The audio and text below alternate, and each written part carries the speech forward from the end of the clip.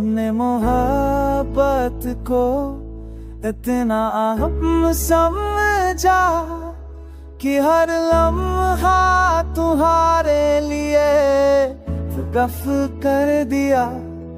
तुमने आकर दुनिया रोशन कर दी, मग जाने के बाद सब कुछ सना सा लगने लगा।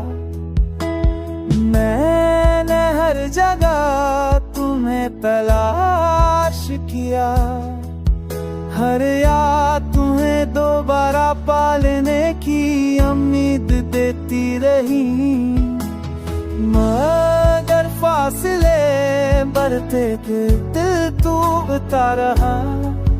मैंने हंसने की कोशिश की, बातें करने की, सब बेअसर हो गया।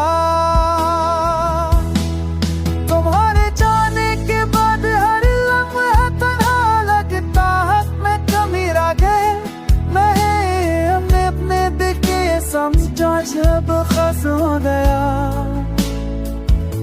मगर दिल मानने को तैयार नहीं।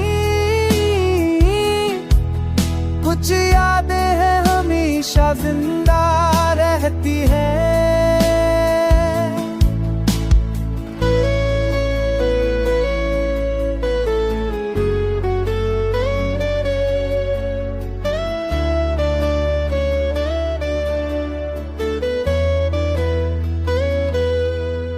और हर दिन तुम्हारी याद के साथ गुजरता है।